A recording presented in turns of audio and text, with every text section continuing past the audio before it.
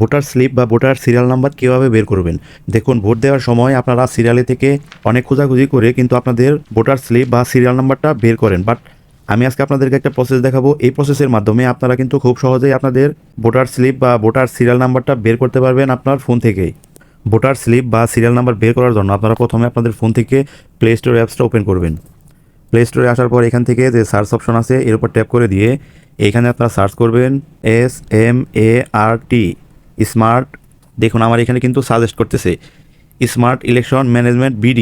Just এটা লিখে আপনারা সার্চ করবেন। তো আমার এখানে যেহেতু সাজেস্ট করতেছে তো আমি এর উপর ট্যাপ করে দিলাম। তো দেখুন, স্মার্ট ইলেকশন ম্যানেজমেন্ট BD এই অ্যাপসটা আসছে। তো আপনারা লোগোটা ভালোভাবে খেয়াল করবেন।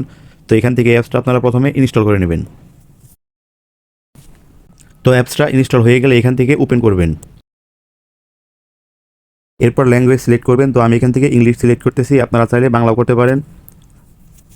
দেখুন, এখানে 13th পার্লিমেন্টারি ইলেকশন মানে 13তম জাতীয় সংসদ নির্বাচন, এই লেখাটার নিচে দেখুন ন্যাশনাল পার্লিমেন্ট ইলেকশন, এই লেখাটার উপর ট্যাপ করবেন। তো এখানে আসার পর হাতের ডান পাশে একদম নিচে দেখুন ফাইন্ড অ্যান্ড ভোটিং সেন্টার, এখানে যে সার্চের আইকনের মতো আছে এর উপর ট্যাপ করে দেবেন। এখন এখানে এন্টার NID নাম্বার আর নিচে আছে এন্টার ডেট অফ বার্থ। তো এন্টার NID নাম্বার, এখানে আমি আমার NID নাম্বারটা দিয়ে দেবো। তো আমি আমার NID কার্ডের নাম্বারটা দিয়ে দিয়েছি। এখন এখানে এন্টার ডেট অফ বার্থ, এখানে আমি আমার জন্ম সালটা দিয়ে দিব।